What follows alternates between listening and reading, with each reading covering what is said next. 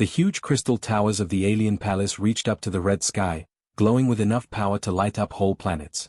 Inside the massive throne room, Emperor Vextar sat on his floating chair, his 4 eyes looking at glowing reports that made him laugh. "We found another species, Your Greatness," said General Krelvox, his metal voice echoing in the big room. "They call themselves humans and live in a place called the Sol System." The Emperor's jaw parts clicked like laughter. "How advanced are they?" "Very primitive, sir. They use old chemical rockets and basic computers. They barely have small bases beyond their home planet's moon." Krelvox sounded disgusted. "Our spies say they still fight wars with metal bullets." All the aliens in the court made chittering sounds of amusement. For 3,000 years, the Zephyrian Empire had swept across the galaxy, conquering species after species with their amazing technology. They had plasma guns that could crack planets, shields that bent space itself, and faster-than-light ships that made their enemies look frozen in time. These advantages had never failed them. "How cute," Vextar said, his 4 eyes gleaming with hungry satisfaction. "I guess we should offer them the usual deal. Give up, accept our rule, and work as slaves for the glory of our empire." "Should I send the 3rd Battle Fleet, Your Greatness?" The Emperor waved a dismissive arm. "For these cave dwellers? Send Patrol Group 7. A few small warships should be enough to make them see sense. We don't want to waste fuel on such an easy conquest." Many light years away, on the blue planet called Earth, Dr. Kim Taiho stared at his computer screen with growing fear. The radio telescope had been tracking strange signals for weeks, and the pattern was becoming clear. "They're coming," he whispered to his partner, Dr. Park Sominit, who was bent over her own computer. "The math is certain. Whatever's out there is heading straight for us." Sominit looked up from her work, her face pale in the screen's light. "How much time do we have?" 6 weeks, maybe 7. Taiho's voice shook. "And based on the energy readings? Sominit, these aren't natural things. These are ships. Alien ships." Within hours, the news had reached the top leaders of every country on Earth. Emergency meetings started in Seoul, Washington, Beijing, and Moscow. Learning that humans weren't alone in the universe came with the scary truth that first contact might not be peaceful. Admiral Lee Jinwoo stood before military leaders in a secret room, his old weathered face serious as he explained humanity's weak defenses. "We have maybe 24 ships that can fight in space, and that's being generous. Most are cargo ships with missile boxes attached. Against technology that can cross between stars." He didn't need to finish. "What about the moon defense stations?" asked General Smith. "Working, but they're made to stop space rocks, not hostile aliens." Jinwoo showed a 3D display of Earth's space defenses. "We have nuclear bombs, rail guns, and many brave people ready to use them. But if these visitors are hostile and have technology hundreds of years ahead of ours?" In the weeks that followed, humanity threw everything they had into getting ready. Scientists worked day and night to make weapons better, while military leaders organized the first truly worldwide defense force in human history. Old enemies became friends as the species faced possible death. Captain Han Minitsu floated in the tight cockpit of his modified fighter, part of the makeshift fleet gathered at Luna Station. The converted mining ship wasn't pretty: welded armor plates, hastily attached missile systems, and a reactor that might explode if pushed too hard. But it was theirs, built by human hands and powered by human determination. "All units, this is Control," came the voice of Commander Yoon Dae-hai through the radio. "Long-distance sensors are picking up huge energy readings. They'll be close enough to shoot within an hour."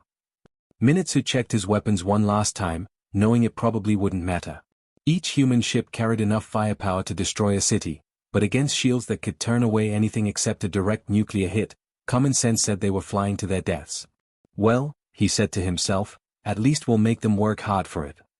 Back on the alien ship, Commander Thekvar looked at the primitive planet through his sensors, seeing the crude space stations and laughably simple ships rushing to form defensive lines. "Send the standard surrender message," he ordered without caring much. "We'll give them 10 minutes to give up, then start the destruction." The message that reached Earth was clear through computer translation: submit to Imperial rule or face total destruction. The answer came not in words, but in the sudden lighting of fusion engines as the human fleet sped toward the alien ships. "Sir," Thekvar's weapons officer called out, confusion clear in his voice, "the primitives are attacking us." As both fleets moved toward each other in the cold darkness of space, two very different species prepared for humanity's first war among the stars. The aliens expected a quick surrender from scared primitives. The humans expected to die fighting against impossible odds. Neither side got what they expected. The small human ships, built from mining equipment and powered by desperation, carried something the mighty Zephyrian Empire had never faced before, beings who refused to give up, no matter how hopeless things looked. The battle that was about to begin would change both species forever. The alien warships appeared at the edge of the solar system like angry gods, their smooth vessels crackling with deadly energy. Commander Thekvar watched the primitive planet through his ship's computers, seeing the crude space stations and laughably simple ships scrambling to defend their world. "Send the usual surrender message," he ordered without much interest. "Give them 10 minutes to give up, then we start destroying things." The message that reached Earth was translated by computers, its meaning crystal clear: "Bow down to Imperial rule or everyone dies." The response came not in words, but in the sudden roar of rocket engines as the human fleet raced toward the alien ships. "Sir," Thekvar's weapons officer called out, confusion obvious in his voice, "the primitives are attacking us." On the command bridge of the human flagship Soul's Fury, Admiral Jinwoo watched the alien formation with calculating eyes. "They're flying in pretty parade lines," he noticed. "They don't even think we're dangerous. Let's teach them they're wrong. All ships, attack now." The first wave of human missiles streaked across empty space, nuclear warheads following behind regular explosives designed to overwhelm defense systems. The aliens barely bothered to respond, their automatic defenses easily swatting aside the primitive weapons. Then the real missiles hit. Captain Minitsu's fighter was among the first to reach shooting range, and what he saw broke every rule of space combat. Instead of trying to match the aliens' better technology, his fellow pilots were doing something completely unexpected. They were being magnificently, terrifyingly unpredictable. Lieutenant Park Hyjin's bomber came screaming toward an alien destroyer, her ship leaking air and spewing radiation. At the last second, she dumped all her missiles at point-blank range and rolled away, her damaged craft somehow surviving the explosion that followed. "What are they doing?" Thekvar demanded as his sensors recorded impossible flying patterns. The human ships were pulling moves that should have killed their pilots, using the gravity of their own planet's moon to build speed that exceeded their ship's design limits. The answer came when Captain Oh Sung-ho's crippled cruiser, its reactor overloading and hull torn open in dozens of places, slammed into the shields of an alien battle cruiser. The impact shouldn't have mattered, except Sung-ho had packed his cargo bay with fusion bombs set to explode on contact. The battle cruiser's shields collapsed. For the first time in centuries, alien armor took direct hits. The ship didn't die, but it bled, and that bleeding ship changed everything. Suddenly the humans weren't just throwing themselves uselessly against better technology, they were learning, adapting, finding weak spots that shouldn't exist. Commander Yoon Dae-hai coordinated the defense from Lunar Station, her voice steady despite the chaos erupting around them. "All fighter squadrons, use swarm plan.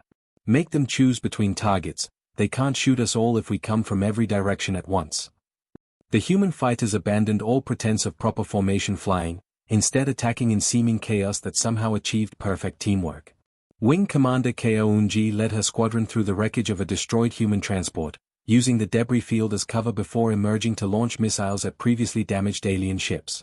"They're targeting our wounded ships," Thekvar realized with growing alarm. "How do they know which ships have taken damage?" His weapons officer's reply was grim. "Sir, they appear to be learning from each fight. They're finding our weak points and sharing that information across their entire fleet." What should have been a 1-hour conquest stretched into 6 brutal hours. The humans were losing ships at a terrible rate, but each loss seemed to make the survivors more dangerous. They rammed damaged vessels into alien formations, used their own exploding ships as weapons, and coordinated attacks with a precision that spoke of long practice in desperate situations. The aliens had expected frightened primitives begging for mercy. Instead, they found warriors who turned their own deaths into weapons. Human pilots with failing life support systems would ram their fighters into alien gun positions. Damaged cruisers became guided missiles aimed at enemy weak points. When Captain Lee Sung-min's destroyer broke through the alien formation to directly threaten Thekvar's command ship, the alien commander made a decision that would have been unthinkable just hours earlier. He ordered his fleet to retreat. The surviving human ships didn't chase them. They couldn't, most were barely holding together with emergency repairs and prayers. But as the alien fleet limped away from Earth, both sides knew something fundamental had changed. In the aftermath, Minitsu floated among the wreckage of what had been humanity's first space fleet, his fighter one of only 12 still working. Around him, the floating debris told the story of a battle no one should have survived. Soul's Fury to all surviving ships, crackled Jinwoo's voice over the radio. Damage report. 18 ships lost, came the reply from DA. But we're still here. We're still fighting. On his retreating command ship, Thekvar wrote his report to the Emperor with hands that shook despite his best efforts. How do you explain that a species using chemical rockets had nearly destroyed a patrol fleet? How do you describe warriors who turned their own deaths into weapons? The humans had done something the Zephyrian Empire had never encountered in 3,000 years of conquest. They had refused to be conquered. More than that, they had made the Empire bleed. They fight like beautiful madmen, he finally wrote in his report. Recommend immediate reinforcement with full battle group. As news of the impossible battle spread through Imperial communication networks, something began stirring in the hearts of subjugated species across the galaxy. For the first time in centuries, someone had made the mighty Zephyrian Empire retreat. The war was just beginning. 3 months after the first battle, the Zephyrian Empire's answer arrived in the form of battle group hegemony, 30 big warships, twice that many escort vessels, and enough firepower to crack a planet's surface. Emperor Vextar had been personally embarrassed by Patrol Group 7's retreat, and this time there would be no mistakes. Admiral Kethmore, commanding from the battleship Inevitable Dominion, looked at the human solar system with cold satisfaction. These primitives blooded our scouts through luck and desperation. Against proper Imperial might, they will crumble like dust. But humanity had not been sitting idle. In hidden shipyards throughout the asteroid belt, stolen alien technology was being reverse-engineered and built into human designs. Dr. Sominit led teams of scientists working around the clock to understand alien energy systems, while engineers like Chief Petty Officer Baek Donghyun somehow made impossible hybrid technologies actually work. The energy field generators are stable, Donghyun reported from the construction bay of Ceres Station. We can't match their shield strength, but we can make barriers strong enough to deflect glancing hits. Captain Han Minitsu, now commanding the newly built destroyer Indomitable Spirit, marveled at what human cleverness had accomplished. His ship looked nothing like the converted mining vessel he'd flown before. Smooth lines copied alien design principles, while the weapon systems mixed human bullets with captured energy technology.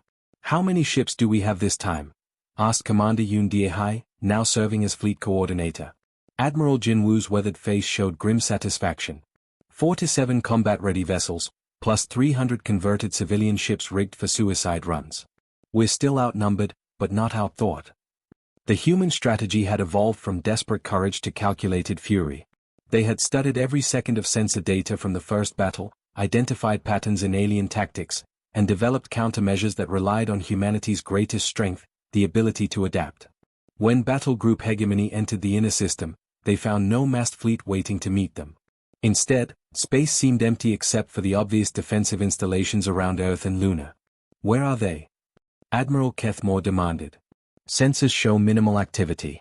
Have they already surrendered?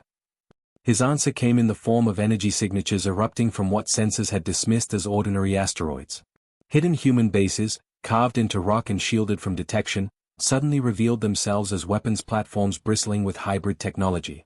The attack pattern was unlike anything in alien tactical doctrine. Instead of the expected head-on assault, human forces struck from every direction at the same time. Ships emerged from behind planetary bodies, rose from lunar canyons, and dropped out of the asteroid belt in perfectly coordinated waves. Captain Park Hae-jin, now commanding the cruiser Seoul's Vengeance, led the first attack group in a maneuver that defied standard physics. Her ships approached at extreme velocity, then used gravitational braking around Earth's moon to reverse direction while maintaining weapons lock on their targets. Impossible, breathed Kethmore's tactical officer. They're using their planet's gravity well as a weapons platform. The humans had weaponized everything. Civilian cargo haulers had been converted into missile platforms that could dump their entire payload in seconds before being abandoned by their crews. Mining charges designed to crack asteroids became ship killers when delivered by expendable drones. Lieutenant Commander Ko Eun-ji pioneered the most terrifying tactic of all, boarding actions. Her specially modified assault craft could breach alien hulls using shaped charges and cutting beams, deploying power-armored marines directly onto enemy ships. The aliens discovered that humans in spacesuits fought with a savagery that their environmental controls had never been designed to repel. There inside the ship, came panicked reports from across the alien fleet. There in the corridors. The aliens had never faced boarding actions. Their shields and armor were designed to stop energy weapons and kinetic projectiles, not soldiers willing to cut their way through hull plating with plasma torches. Human marines moved through alien vessels like a plague, targeting critical systems with an understanding of alien technology that should have taken decades to develop. Admiral Jinwoo watched the battle unfold from his command post deep within Luna's bedrock, coordinating attacks across the entire system. Phase 3, he ordered calmly. Execute Prometheus Protocol. Captain Minutsu grinned fiercely as the order came through. Prometheus Protocol was humanity's most audacious gambit, a coordinated strike using every weapon they developed, conventional and experimental alike. Fusion warheads modified with alien shield penetrators, kinetic projectiles accelerated by captured energy systems, and beam weapons that combine human targeting computers with alien power sources. The human fleet, outnumbered 3-1, began systematically dismantling ships that each represented centuries of imperial technological advancement. Not through superior firepower, but through tactics that treated every battle as a learning experience and every loss as data to be analyzed and used.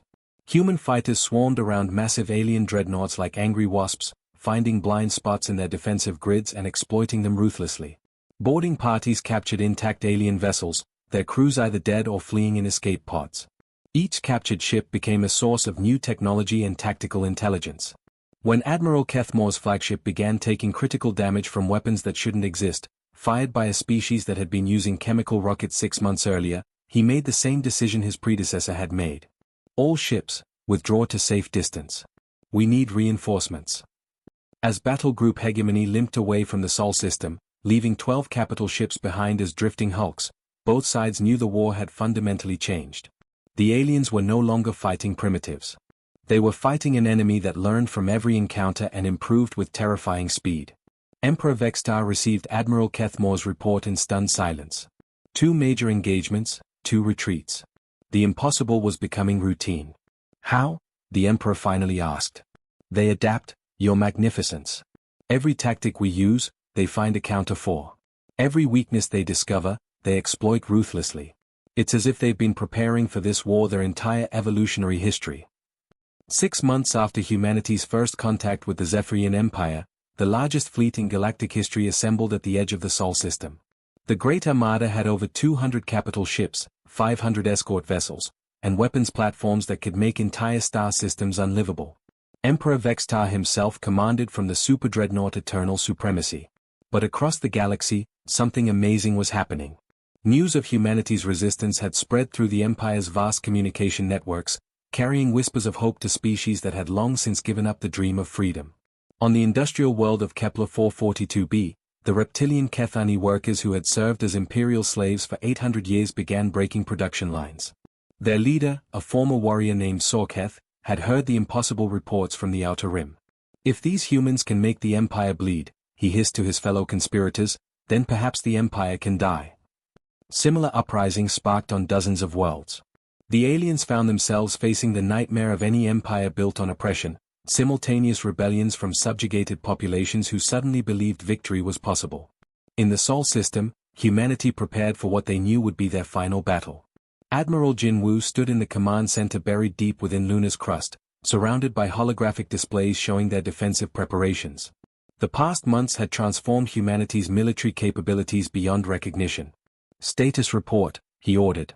Captain Han Minutsu, now commanding the heavy cruiser Defiant Dawn, transmitted from the asteroid belt. First Fleet is in position. 87 ships, all equipped with hybrid technology.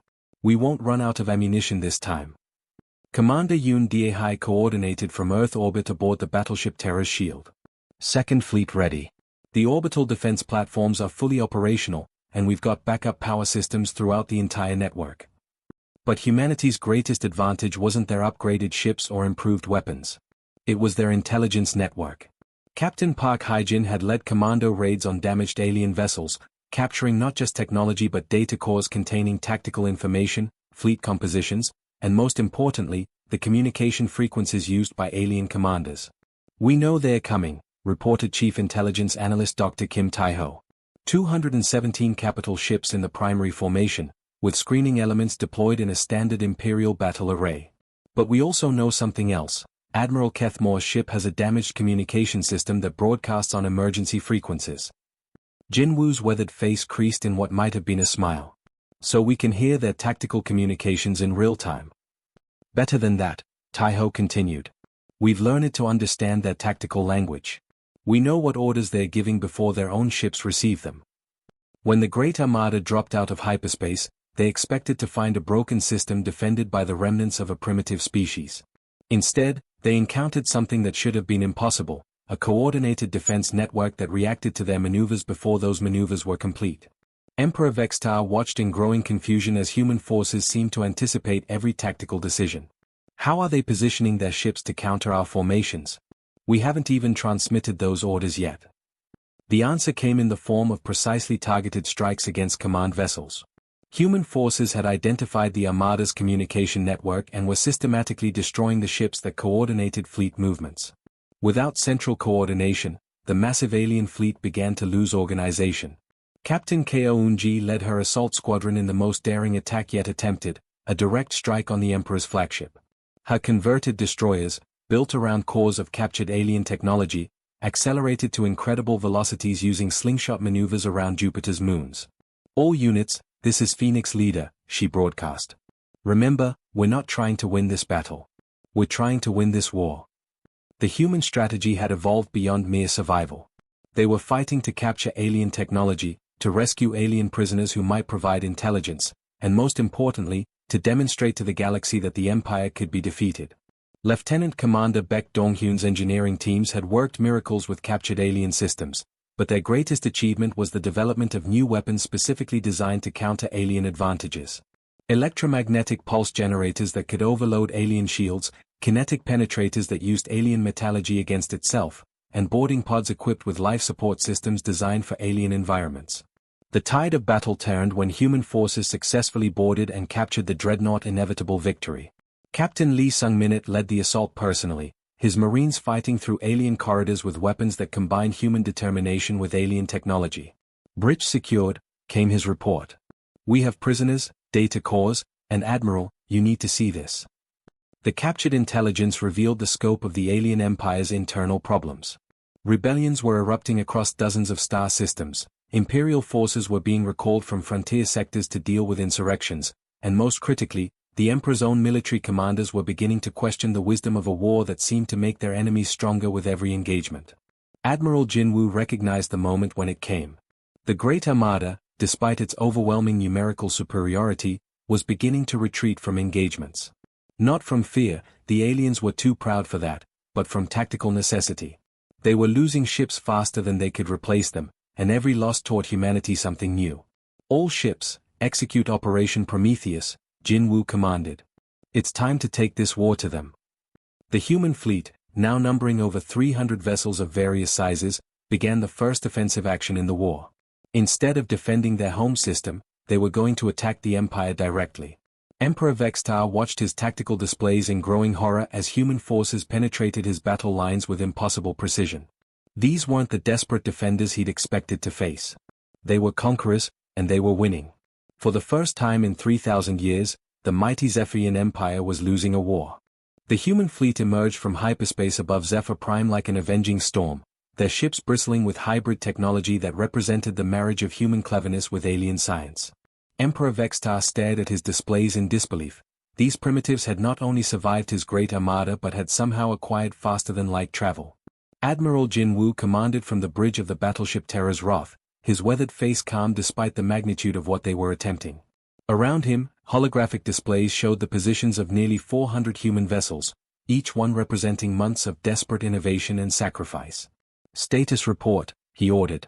Captain Han Minutsu's voice crackled through the communication array from his position commanding the destroyer wing. All units in formation. The Imperial Home Fleet is scrambling to intercept, but they're out of position. Commander Yoon Dae-hai coordinated the assault from her flagship Seoul's Justice. Intelligence reports confirm it, rebellions have erupted in 17 star systems. Imperial forces are spread too thin to mount effective resistance. But humanity hadn't come to Zephyr Prime as conquerors. Captain Park Hae-jin transmitted the message that would change galactic history, broadcasting on all Imperial communication frequencies in perfectly translated alien language. Citizens of the galaxy, her voice carried across space to billions of beings on thousands of worlds. We are humanity, and we come not as invaders but as liberators. For too long, the Zephyrian Empire has crushed the dreams of free beings beneath the weight of technological tyranny. Today, we offer a different path. The message continued, outlining humanity's proposal for a galactic federation based on mutual cooperation rather than subjugation.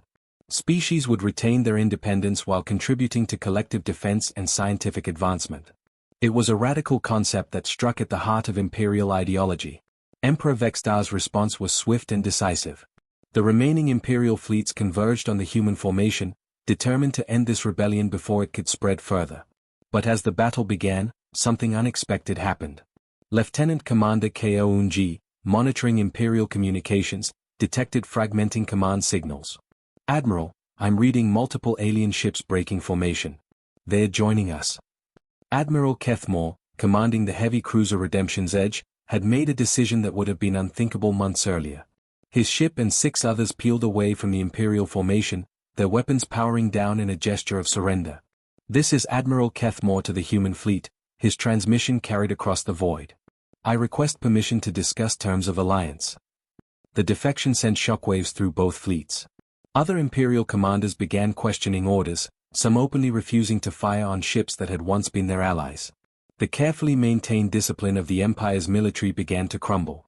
Captain Baek Dong-hyun led boarding parties onto defecting alien vessels, but instead of conducting hostile takeovers, his teams were helping alien crews integrate human technology into their ships. The sight of humans and aliens working together spread through the fleet like wildfire. "Your Magnificence," General Krelvox reported to the Emperor, his voice strained. "We're detecting similar defections across the Empire. The Kethani have declared independence, the Helix Coalition has announced neutrality, and the Outer Rim territories are in open rebellion." Emperor Vextar faced a choice that no alien ruler had ever confronted: adapt or face the collapse of everything his species had built over 3 millennia. The humans had done more than defeat his military forces, they had demonstrated that cooperation could be more powerful than domination. The climactic moment came when a small human diplomatic vessel approached the Emperor's flagship under a flag of truce. Dr. Kim So-minute, now serving as humanity's first interstellar ambassador, requested a personal audience with Vextar himself. "You could destroy us all," she said simply, standing in the Emperor's throne room with only a small honor guard. "Your remaining forces still outnumber ours. But what would that accomplish? Your empire is already fracturing. Your allies are abandoning you. We offer something better." The Emperor's 4 eyes studied this small alien female who had somehow traveled from a primitive world to the heart of his empire. "And what is that?" "Partnership," So-minute replied. "Join the Federation as an equal member. Your technology, combined with our adaptability and the resources of freed worlds, could create something greater than any empire. A galaxy where species work together instead of living in fear." The transformation didn't happen overnight.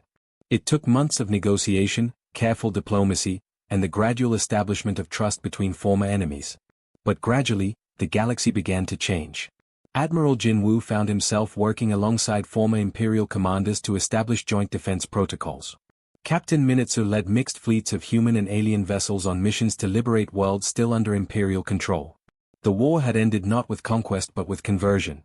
A year after humanity's first contact with the Zephyrian Empire, the Galactic Federation held its inaugural assembly on a neutral world. Representatives from over 50 species gathered to sign the charter that would govern their collective future. Emperor Vextar, now calling himself simply Vextar of Zephyr, spoke to the assembly with something that might have been humility. "We believed that technological superiority guaranteed dominance. These humans taught us that courage, adaptability, and cooperation are more powerful than any weapon." Captain Park Hae-jin, now commanding the Federation flagship Unity, watched the proceedings with quiet satisfaction. Humanity had gone from isolated primitives to galactic leaders in less than 2 years, not through conquest but through their ability to inspire others to dream of freedom. The galaxy laughed no more. Instead, it sang, a harmony of voices from 1,000 worlds, united not by fear but by hope, led by a species that had proven the greatest truth of all, that the strength of free beings working together could overcome any tyranny. As the Federation's flag was raised above the assembly hall, a blue field representing the unity of space, dotted with stars symbolizing the diversity of member worlds, humanity looked toward a future where they would never again face the darkness alone.